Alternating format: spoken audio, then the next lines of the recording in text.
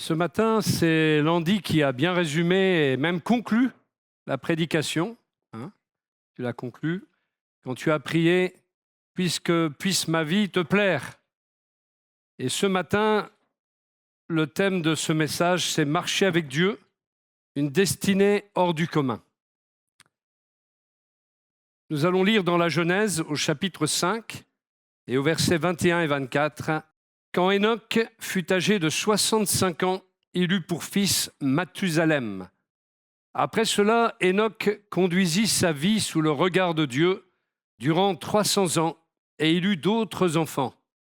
La durée totale de sa vie fut de 365 ans. Enoch vécut en communion avec Dieu, puis il disparut, car Dieu le prit auprès de lui. » Il s'agit d'un temps où la longévité de la vie n'était pas la même. Ça, nous trouvons cela dans la version Sommaire et la version Second 21 le traduit ainsi. À l'âge de 65 ans, Enoch eut pour fils Methushélah. Enoch marcha avec Dieu 300 ans après la naissance de Methushélah et il eut des fils et des filles.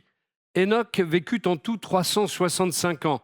Enoch marcha avec Dieu, puis il ne fut plus là parce que Dieu l'avait pris. Un texte donc particulier qui nous parle d'un homme très intéressant qui a vécu à l'aube de l'humanité dans la période qu'on appelle la période antédiluvienne, la période avant le déluge. Alors la première question qu'il faut se poser, c'est qui est Enoch ? Qui est Enoch ? La Bible dit qu'il est le 7e après Adam, dans la lignée qui passe par Seth, au contraire de la lignée de Caïn. Il est donc né après la chute de l'homme, bien évidemment.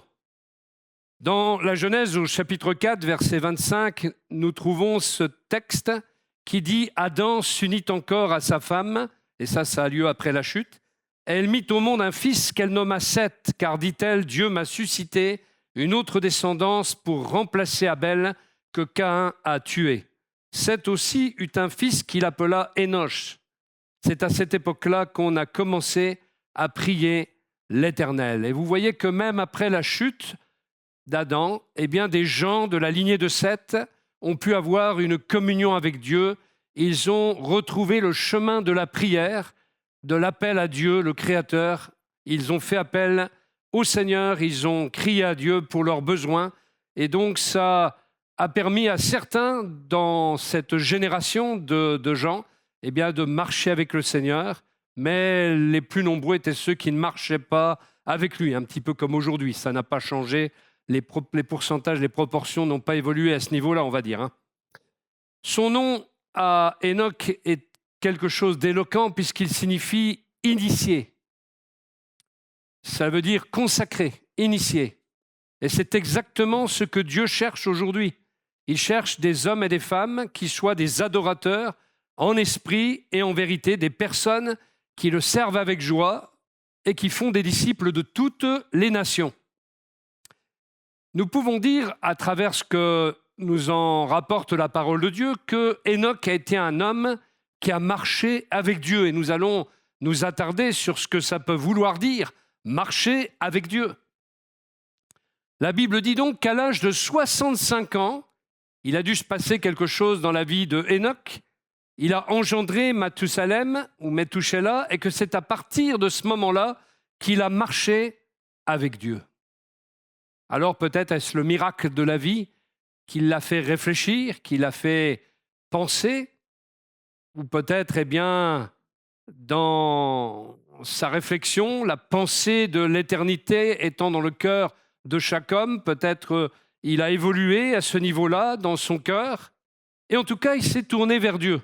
Et entre parenthèses, dans la longévité qui caractérise les premiers patriarches de l'humanité, Mathusalem est celui qui a atteint un âge plus avancé que n'importe quelle personne qui est mentionnée dans l'histoire et dans la Genèse particulièrement.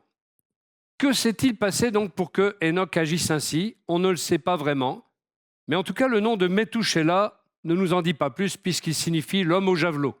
Alors ça ne nous donne pas la raison pour laquelle Enoch s'est mis à marcher avec Dieu. Toujours est-il que ce qui caractérise le mieux Enoch, c'est sa marche avec Dieu. C'est sa marche avec Dieu. En hébreu, l'image de la marche est importante. L'image de la marche, eh bien, c'est vraiment la communion avec Dieu. C'est la manière de parler du comportement général d'une personne en question. Je pensais en anglais, on pourrait même traduire ça en anglais « way of life ». Vous savez, on dit toujours « American way of life », la façon d'agir des Américains.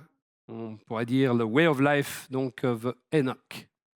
Une manière de se comporter, une manière de se conduire dans la vie. Et vivre en communion avec Dieu est devenu la way of life, la façon de vivre d'Enoch. On parle dans la Bible de marcher selon les sentiers du Seigneur, ou bien on parle de ne s'en écarter ni à droite ni à gauche. Le psaume 1 dit « Heureux celui qui ne marche pas dans le sentier des méchants », à l'inverse. Dans Genèse, chapitre 17, verset 1, Dieu va dire à Abraham « Marche devant moi et sois intègre ». Dans Genèse 48, verset 15, Jacob, plus tard, va parler du Dieu devant qui ont marché ses pères Abraham et Isaac. Vous voyez cette manière de parler. En hébreu, ce verbe « marcher », je crois que je l'ai mis, voilà, « halach ». Il a ici une conjugaison qui lui donne un sens particulier qui est « aller et venir ». C'est se promener. Et c'est le même verbe qui est dans Genèse 3.8 et qui est employé pour définir Dieu quand il allait voir Adam et Ève matin et soir. Il allait et venait dans le jardin d'Éden, toujours dans le désir d'habiter parmi les hommes, toujours dans le désir de tabernacler parmi les hommes, toujours dans le désir d'avoir un temple parmi les hommes. La pensée de Dieu n'a pas changé dès l'origine. Elle est ainsi, Dieu veut se promener dans le jardin d'Éden et il indique son désir d'être présent avec ses créatures. Et la présence de Dieu était alors quelque chose qui coulait naturellement. La présence de Dieu, elle était naturelle dans le jardin d'Éden. C'était comme un fleuve finalement qui coulait en lui-même. Et Dieu et l'homme communiquaient de la manière la plus naturelle qui soit. Et déjà, Dieu habitait ainsi parmi les êtres humains. Et hors du jardin d'Éden, la Bible nous enseigne qu'on peut retrouver une communion avec Dieu, une intimité profonde, et marcher non pas seulement dans ses voies ou selon ses commandements, mais aussi ni devant lui, mais avec lui. Enoch marcha avec Dieu. C'est pas pareil. Il n'obéissait pas seulement à des commandements, il n'était pas légaliste. Il n'obéissait pas seulement aux voies de Dieu. Il n'était pas seulement devant Dieu, mais il était avec Dieu. Et c'est ce que Dieu veut, une relation de cœur.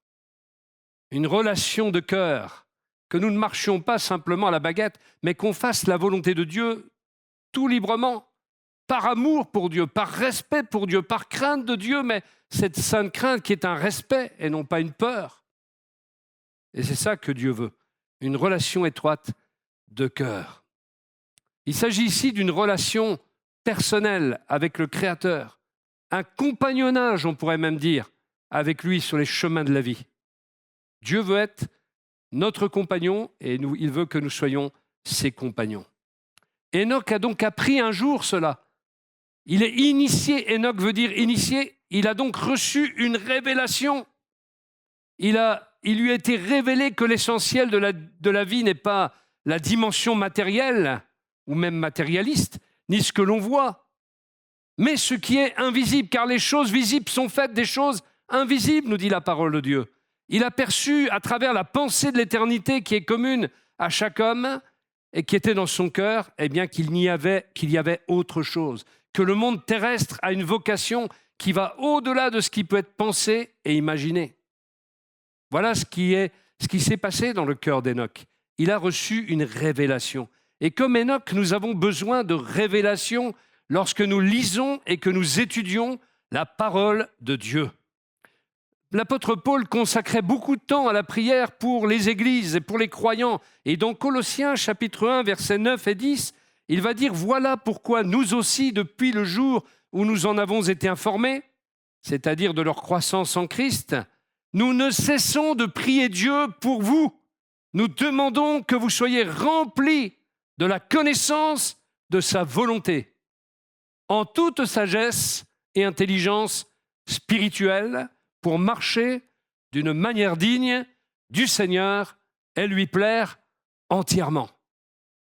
Pour avoir une marche qui plaît à Dieu, comme le disait notre sœur dans sa prière, et marcher ainsi d'une manière digne du Seigneur, il faut que nous soyons remplis de la connaissance de sa volonté, et cela se fait en toute sagesse et intelligence spirituelle, parce que cette sagesse et cette intelligence spirituelle dont il est question nous amènent à discerner la volonté de Dieu. C'est une intelligence qui permet le discernement, la pénétration des choses invisibles, la pénétration des choses spirituelles. Elle ne marche qu'avec la révélation du Saint-Esprit, d'où la prière fervente de l'apôtre Paul pour que le peuple de Dieu, l'Église, puisse avoir cette intelligence spirituelle qui amène à la révélation des paroles de Dieu. L'intelligence spirituelle nous mène à avoir du discernement pour connaître la volonté de Dieu et déceler les pièges qui sont sur notre route, sur notre chemin. Déjà, le Bereshit divin, c'est-à-dire le commencement, le récit du commencement, c'est-à-dire Genèse chapitre 1, verset 1, quand il est dit « Dieu créa les cieux et la terre », ce Bereshit, qui signifie au commencement, comporte dans son début de mot « be ». Be. Virginie, elle le sentait, alors je n'ai pas pu m'empêcher. Be. La signification de be en hébreu, au-delà. Au-delà. Déjà, quand le commencement a lieu, Dieu est déjà au-delà, parce que Dieu voit toutes choses. Il voit hier, aujourd'hui et demain. Il est le même hier, aujourd'hui, éternellement.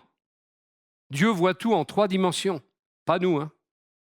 Pas nous. Mais quand la révélation de Dieu vient en nous, on commence un peu à voir comme Dieu. C'est ça qui est extraordinaire. La communion avec Dieu, d'ailleurs, a pour but de nous faire voir comme Dieu voit. Donc la signification au-delà nous projette dès le commencement vers ce que Dieu veut, vers la convergence de sa volonté, vers la finalité de toute chose qu'il a créée. Dès le commencement de l'homme, il est déjà projeté vers sa fin, non pas sa fin en tant que bout, que terme de sa vie, mais finalité, but, sens de sa vie.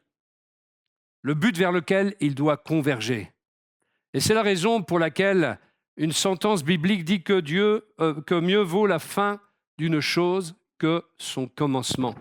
Proverbe 7, verset 8. Mieux vaut la fin d'une chose que son commencement. Dieu, au fait, déjà au commencement, il commençait par la fin. Il est l'alpha et l'oméga.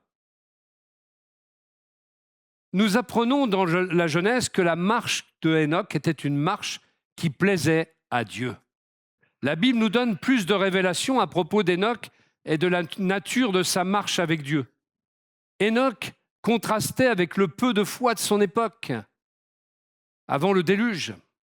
Il s'est démarqué comme quelqu'un de mis à part, quelqu'un qui a reçu la révélation de la nature de Dieu, peut-être quand son enfant est né, parce qu'il était émerveillé par le miracle de la naissance. Il est bien possible que ce soit cela.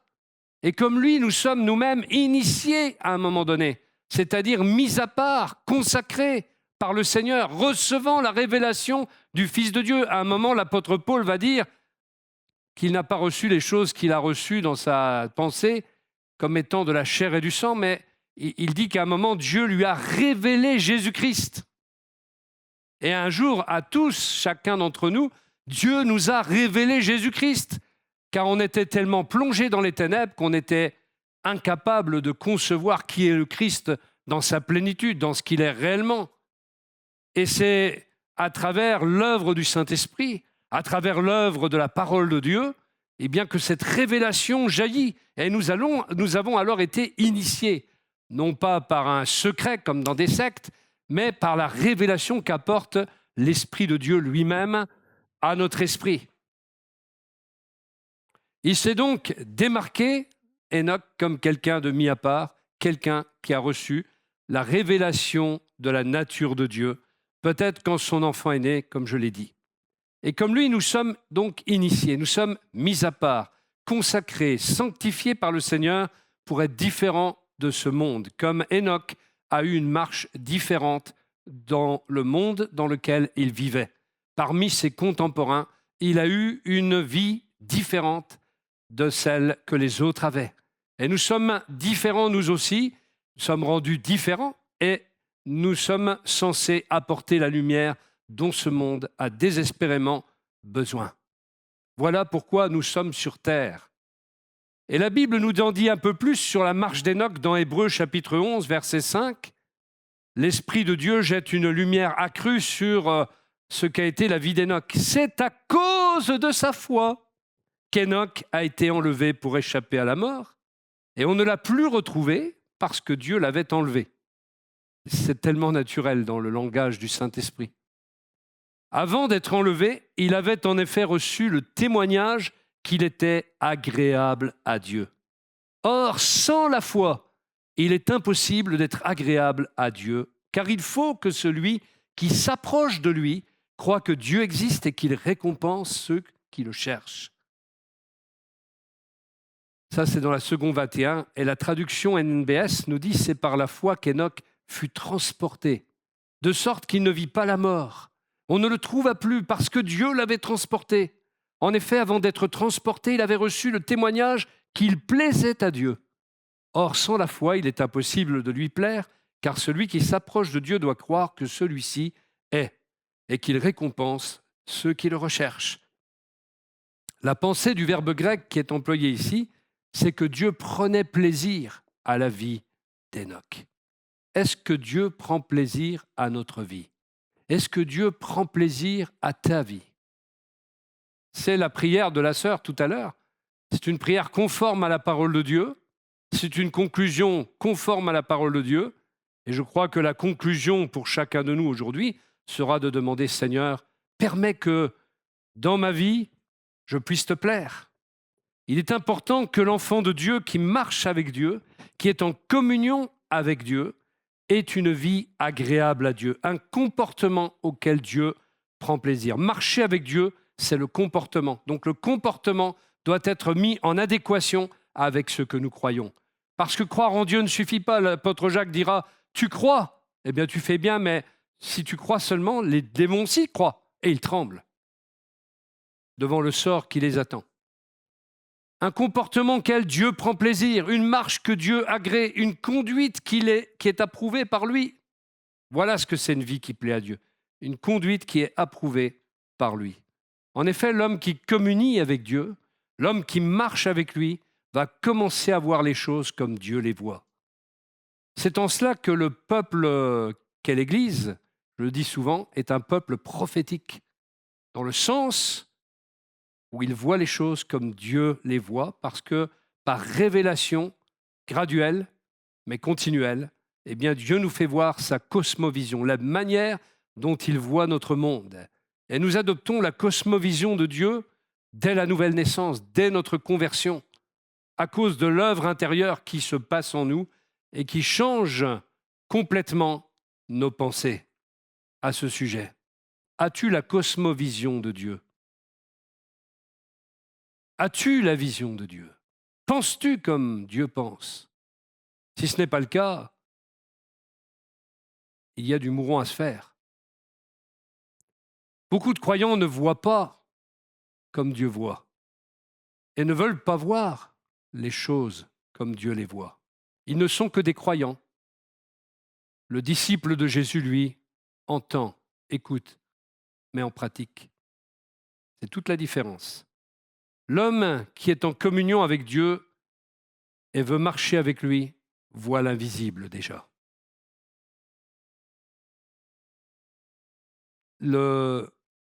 Moïse, il est dit de lui dans Hébreux 11 qu'il s'est tenu devant Pharaon et qu'il lui a résisté alors que Pharaon était l'homme le plus puissant du monde à l'époque. Il a résisté en face au Pharaon et il est dit pourquoi? Parce qu'il voyait l'invisible. L'homme qui est en communion avec Dieu voit l'invisible. Il voit l'invisible. Il voit les choses spirituelles. Il n'est pas hyper terre à terre. Il voit ce qui se passe réellement. Mais beaucoup de croyants ne veulent pas voir ces choses-là comme Dieu les voit. Et l'homme qui est en communion, il voit l'invisible, il perçoit des réalités du combat spirituel que d'autres n'entrevoient même pas. Un autre homme a marché sur la terre et a recueilli ce témoignage d'une vie qui plaisait à Dieu, c'est le Fils de Dieu lui-même, Jésus-Christ, dont le Père a dit « Et voici une voix des cieux qui dit « Celui-ci est mon Fils bien-aimé, en qui j'ai pris plaisir. » Dieu approuvait la marche de Jésus. C'est pour ça qu'il est le Messie envoyé. Sa marche a été conforme à qui il était. Et notre marche doit être conforme à ce que nous disons être. Si tu oses t'appeler du nom de chrétien, si tu oses t'appeler du nom de disciple de Jésus-Christ, prends garde de marcher avec Dieu comme il le veut. Que celui qui prononce le nom de Jésus s'éloigne de l'iniquité, dit la parole de Dieu. Quelle est ta marche avec le Seigneur? Es-tu comme le Messie en qui Dieu a pris plaisir? Ta vie rend-elle un témoignage à Dieu? Dans la parole de Dieu, nous sommes exhortés à marcher humblement avec Dieu et à pratiquer la justice. Cela nous a été prêché il n'y a pas très longtemps. À marcher sur le sentier de la justice, selon le psaume 23. À marcher selon l'esprit. C'est le cas dans la Nouvelle Alliance, et non selon la chair. C'est tout l'enseignement de Galates chapitre 5. Nous sommes appelés à marcher d'une manière digne de l'appel que Dieu nous a adressé. Éphésiens chapitre 4, verset 1. Nous sommes exhortés à marcher selon la parole du Seigneur dans 1 Roi 12, verset 24. À marcher dans la crainte de Dieu. À marcher dans l'intégrité. Et à porter notre croix et à marcher à la suite du Seigneur Jésus. Voilà comment nous sommes appelés à marcher dans la parole de Dieu. Dieu nous promet dans Apocalypse 3, verset 4, que nous marcherons avec lui en vêtements blancs. C'est l'image du salut par le sang rédempteur de Christ. Nous marcherons en vêtements blancs, mais nous devons garder la robe blanche jusqu'à la fin. Et puis, nous apprenons encore qu'Hénoch est une préfiguration des croyants qui seront enlevés. Dieu parle dans sa parole de l'enlèvement d'Hénoch comme un événement naturel. Il ne fut pris, il marchait avec Dieu et il ne fut plus car Dieu l'avait pris. Voilà, c'est comme ça, c'est simple comme bonjour. Dieu parle de l'enlèvement d'Hénoch comme d'un événement naturel. Hénoch est une exception dans l'Ancien Testament, mais une exception qui est parlante. Son enlèvement signifie que si Dieu laisse la mort s'abattre sur ses fidèles, elle est déjà en quelque sorte vaincue. Un autre plus tard va connaître ce dénouement, Élie le prophète. Lui aussi ne passera pas par la mort, mais il sera enlevé dans un tourbillon sur un char de feu. Et par la suite, c'est Jésus qui, dans Acte 1, va être ravi dans une nuée. C'est l'ascension. Il y a une constante, avant le déluge, après le déluge dans l'Ancien Testament, Jésus et ensuite l'enlèvement des croyants. Hénoch est à la fois une préfiguration de Christ et des croyants qui, vivant au temps du retour de Jésus, ne passeront pas par la mort. 1 Corinthiens 15, verset 51. Maintenant, je vais vous dire une chose mystérieuse. Alors, une chose mystérieuse dans la parole de Dieu, c'est une chose qui est comme un rideau qu'on tire. Et le jour vient après la nuit. Et les choses cachées nous sont dévoilées. C'est ça un mystère dans la parole de Dieu. Je vais vous dire une chose mystérieuse, nous ne mourrons pas tous, mais tous nous serons transformés. Tiens, comme Hénoch. Cela se fera très vite, en un clin d'œil, quand la trompette sonnera le dernier jour. Oui, la trompette sonnera. Alors les morts se réveilleront pour une vie qui ne finit pas, et nous serons transformés. Alléluia. Nous voyons dans le livre de l'Apocalypse au chapitre 4, verset 1, l'apôtre Jean, captif dans l'île de Patmos, et il a cette vision avec cette porte ouverte qui est dans le ciel, et il va d'ailleurs découvrir ce qui lui sera révélé à ce sujet. Son île d'exil, eh bien, elle est devenue pour lui le seuil de la porte du ciel. Son épreuve devient le seuil de la porte du ciel. Le confinement sur cette île ne pouvait empêcher Jean de s'en aller voir ailleurs, bien plus haut que les choses terrestres, vers la destinée glorieuse de l'Évangile, le bœuf divin, au-delà. Tes épreuves ne peuvent pas te retenir. ne peuvent pas t'enfermer. Quand bien même on te mettrait dans une prison sordide, que ça n'empêcherait pas Dieu de te visiter et de te propulser là où tu dois être, dans les choses dans lesquelles Dieu veut te voir et où il veut t'inviter. La voix du Seigneur retentit alors et lui dit « Monte ici, je te ferai voir. » Et l'Esprit de Dieu le saisit. Le « monte ici » est déjà une préfiguration à travers l'apôtre Jean de tous les croyants. Un jour, ce sera le tour de l'Église d'être enlevée, prise et transformée pour une vie adaptée au ciel. Toutefois, cet enlèvement est conditionné par ce qui est le plus important, notre marche avec Dieu sur terre. En effet, l'Église qui va être enlevée est une Église dont la marche avec Dieu est agréable. C'est la condition préalable pour que Christ nous enlève, que notre marche plaise à Dieu. D'où la pertinence de la prière de Landy. Ce n'est pas que je veux la mettre en avant ce matin, mais sa prière était inspirée.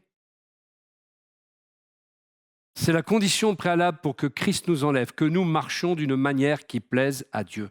Et déjà en Éphésiens chapitre 4, verset 1, il est écrit « Moi qui suis prisonnier à cause du Seigneur, je vous demande donc instamment de vous conduire d'une manière digne de l'appel qui vous a été adressé. » Soyez toujours... Alors, 2 points.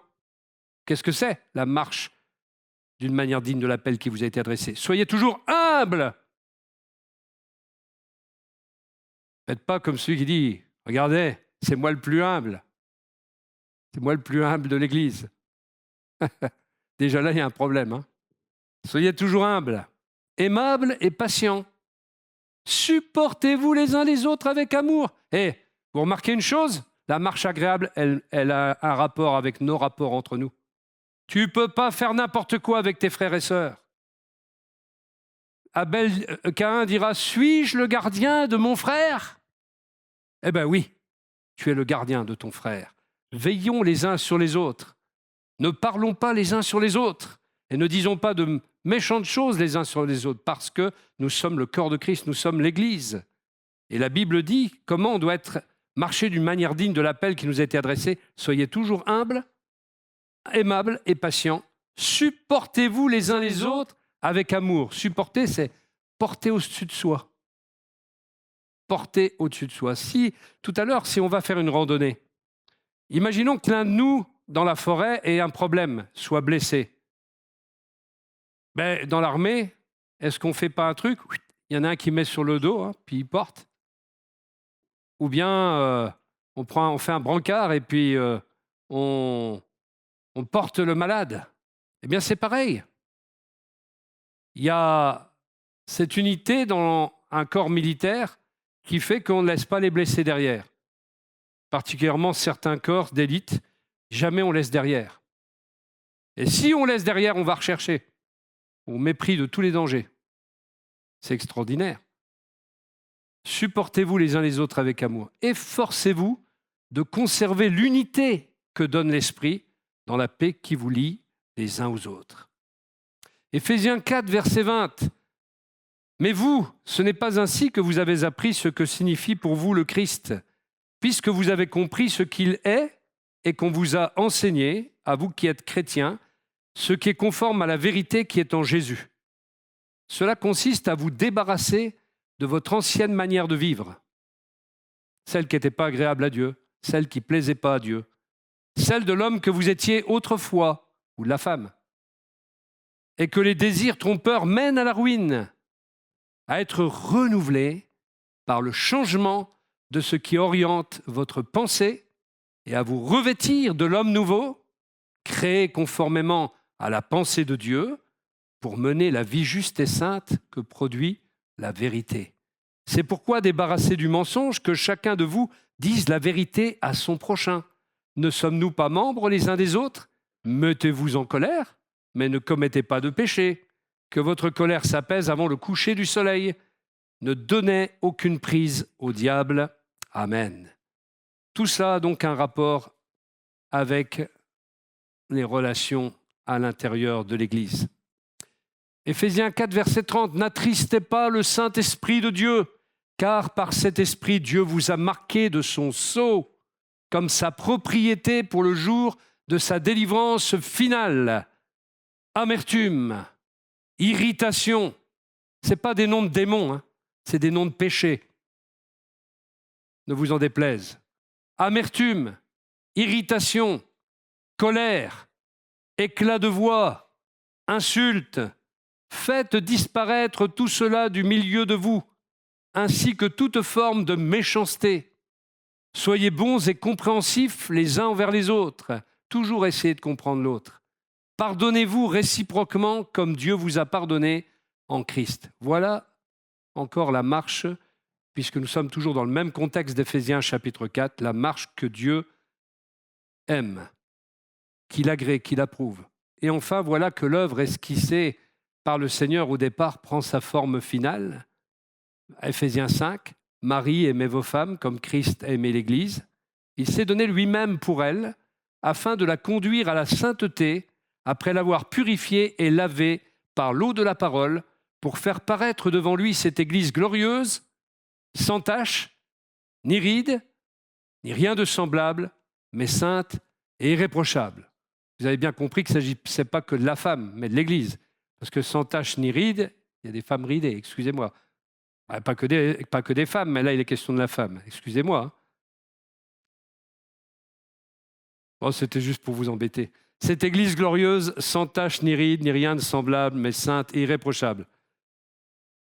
Il y a une petite histoire qui était racontée aux enfants dans le temps, et on disait que Dieu et Enoch, dans la marche qui les unissait, se promenaient ensemble. Mais un jour, ils sont allés plus loin que d'habitude dans leur promenade. Et Dieu a dit à Enoch, « Enoch, ta maison est plus distante que la mienne. Viens donc ce soir à la maison. » Et il y est resté. Vous avez compris? Ce n'est pas une blague, hein, c'est une histoire. Pour illustrer ce qui s'est passé avec Enoch. Ils sont allés plus loin et donc il a été plus près de la maison de Dieu que de la sienne. Et un jour, ça va tous nous arriver, nous serons plus près de Dieu et ça sera le moment du départ. Plus notre marche avec le Seigneur est intime et plus nous recevons la révélation de ses paroles. Amos 3, verset 7, de la même façon, le Seigneur Dieu n'agit pas sans faire connaître ses intentions à ses serviteurs, les prophètes. Si vous êtes assez habile pour écouter la voix du Saint-Esprit, Dieu peut vous révéler des choses pour votre vie, pour le service de Dieu, au service des autres. Dieu peut nous faire connaître ses intentions, ses plans. Jude, chapitre 14, verset 15. Non, ne te réveille pas tout de suite, Jude, c'était l'épître. À eux aussi s'applique la prophétie d'Enoch, le 7e patriarche depuis Adam, qui dit « Voici, le Seigneur va venir avec ses milliers d'anges pour exercer son jugement sur tous et pour faire rendre compte à tous ceux qui ne le respectent pas de tous les actes qu'ils ont commis dans leur révolte et de toutes les insultes que ces pécheurs sacrilèges ont proférées contre lui. » Enoch a donc été quelqu'un qui, dans son temps, rendez-vous compte, à la période avant le déluge, a prophétisé le retour de Christ avec des myriades et des myriades d'anges. Et il a prédit le jugement qui tomberait sur les impies. Enoch a reçu la révélation du jugement de l'humanité à venir, tout comme Jean qui a vu le trône de Dieu dans le ciel ouvert, une nouvelle réalité se faisant jour, la félicité pour les élus et le jugement pour les impies. Ce que Enoch a vu est confirmé dans le Nouveau Testament, dans Acte 17, verset 31, « Car il a fixé un jour où il jugera le monde entier en toute justice par un homme qu'il a désigné pour cela, ce dont il a donné à tous une preuve certaine en le ressuscitant d'entre les morts. » Nous savons qui est le juste juge, c'est notre Seigneur Jésus-Christ. Matthieu 25, verset 31, « Quand le Fils de l'homme viendra dans sa gloire avec tous ses anges, il prendra place sur son trône glorieux. Tous les peuples de la terre seront rassemblés devant lui. Alors il les divisera en deux groupes, tout comme le berger fait le tri entre les brebis et les boucs. Il placera les brebis à sa droite et les boucs à sa gauche. Et il y aura un grand tri. Alors tout le passage nous révèle ce qui va se passer ensuite. Les uns seront dirigés vers le feu qui était préparé au départ pour Satan et les anges rebelles, mais malheureusement des impies vont rejoindre également cette cohorte d'êtres indignes et rebelles. Frères et sœurs, il nous faut prendre conscience à travers l'exemple d'Hénoch que ce n'est pas son enlèvement qui est le plus étonnant, mais sa marche au sein d'un monde qui ne croyait pas en Dieu, un monde qui négligeait Dieu, l'absence de foi, l'absence d'une vie agréable à Dieu. Et dans ce monde impie, dans notre génération, Dieu a choisi les croyants que vous êtes et d'autres sur toute la surface de la terre pour une marche vers le ciel. Mais cette marche commence sur la terre pour finir au ciel. Quelle est la nature, le caractère, le dynamisme spirituel de ta marche? Quel est ton comportement général? Que fais-tu avec ta langue, ton cœur, ton intelligence? Vis-tu comme étant consacré, initié, séparé au niveau spirituel de l'esprit de ce monde? Es-tu en communion avec Dieu? Vis-tu dans cette intimité avec lui?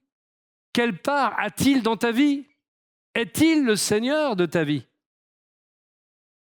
Ta vie lui est-elle agréable?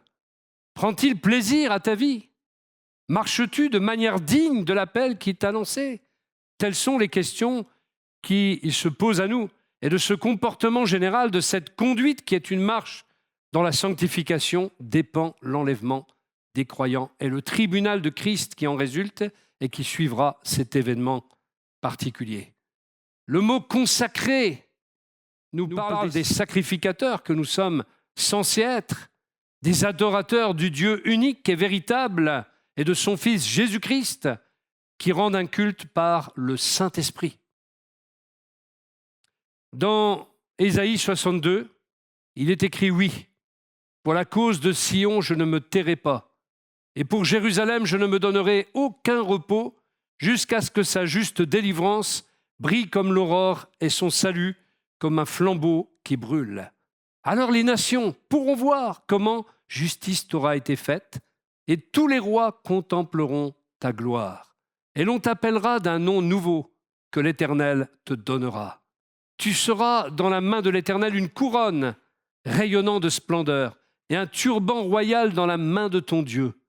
Tu ne seras plus appelé la délaissée et ton pays ne sera plus nommé la terre dévastée, mais on t'appellera et elle est mon plaisir. Elle est mon plaisir. Et ton pays sera nommé la terre qui est épousée, parce que l'Éternel prendra plaisir en toi, car ton pays sera pour lui comme une épouse. Est-ce qu'il n'est pas déjà question de l'épouse dans ce passage qui, en premier lieu, concerne Israël?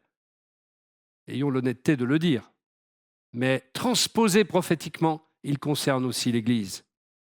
Parce que l'Éternel aura pris plaisir en nous, alors le pays que nous habiterons sera celui de l'épouse. Et nous pouvons considérer que nous sommes des pèlerins sur cette terre et que nous sommes en route dans une marche vers le ciel. Amen. Amen. Que le Seigneur nous bénisse dans la perspective de son retour, mais aussi de cette marche qu'il veut que nous ayons sur cette terre pour pouvoir aller au ciel. Puissions-nous, dès le commencement, être déjà dans l'au-delà. Le bœuf divin. Vous ne faites pas peur avec le bœuf, mais au contraire, faites-vous du bien avec le bœuf divin.